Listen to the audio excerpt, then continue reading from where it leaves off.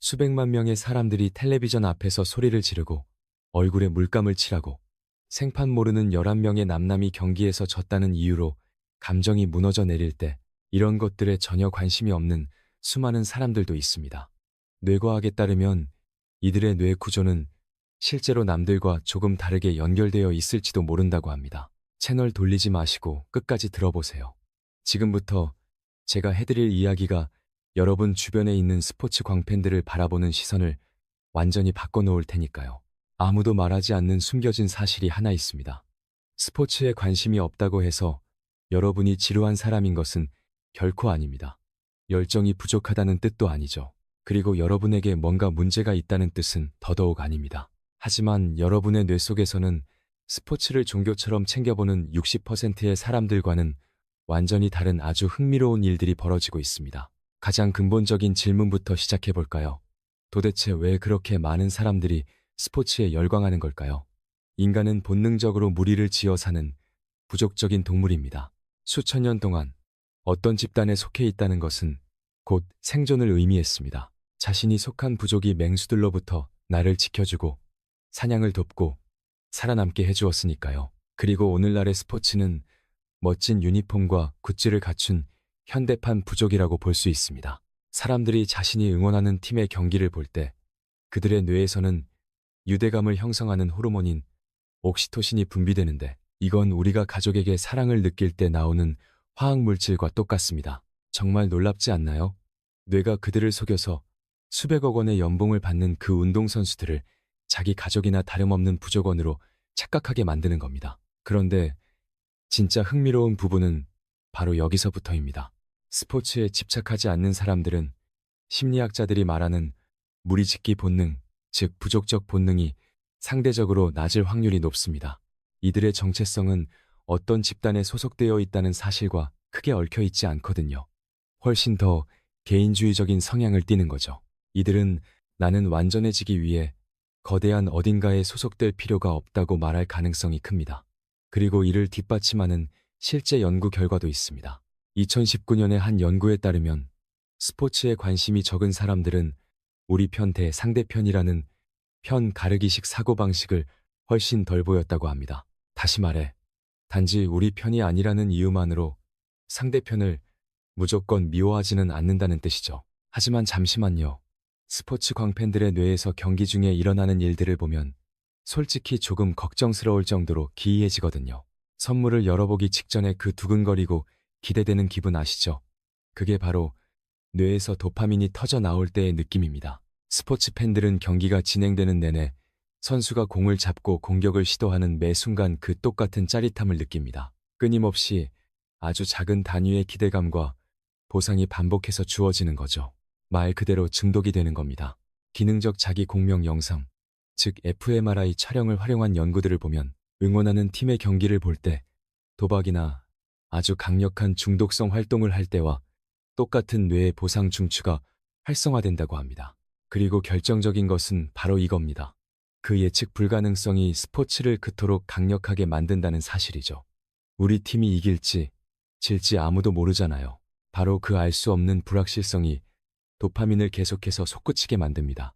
심리학에서 알려진 가장 중독성 강한 보상 방식인 간헐적 강화라는 현상입니다.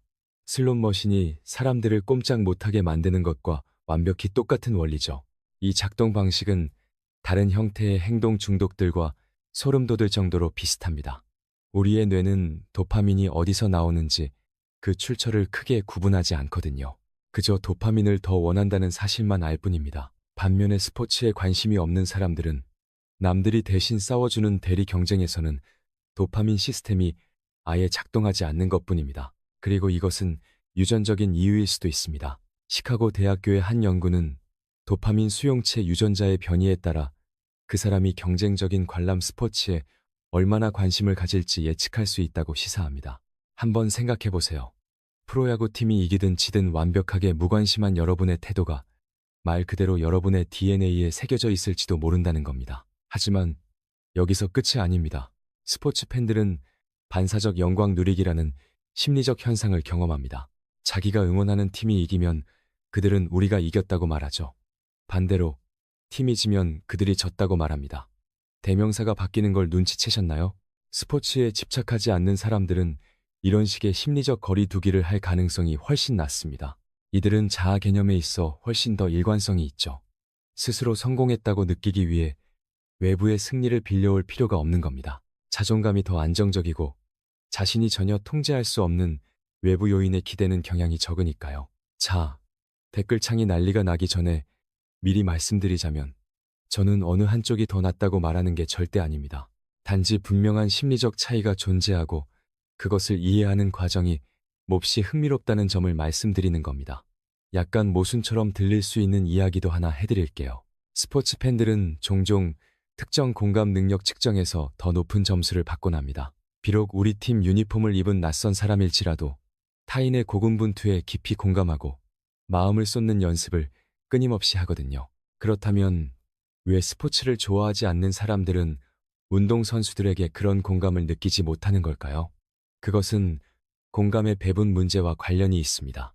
누구나 무언가에 깊이 신경을 쓸 수 있는 용량에는 한계가 있으니까요. 스포츠 팬이 아닌 사람들은 보통 그 공감 에너지를 다른 곳으로 돌립니다. 사회적 문제, 개인적인 인간관계, 창의적인 활동, 혹은 지적인 도전 같은 것들로 말이죠. 2021년의 한 연구에서는 스포츠에 대한 관심이 낮은 사람들이 새로운 경험에 대한 개방성과 예술 및 아름다움에 대한 애정에서 훨씬 더 높은 점수를 기록했다고 합니다.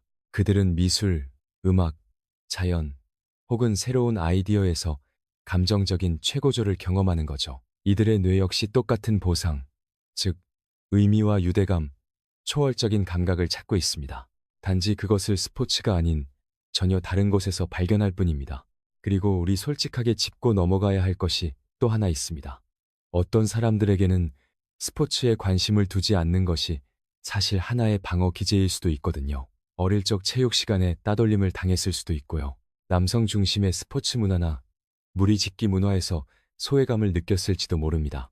아니면 스포츠 팬덤 특유의 공격적이고 과열된 경쟁주의에 반발심을 가지고 있는 것일 수도 있죠.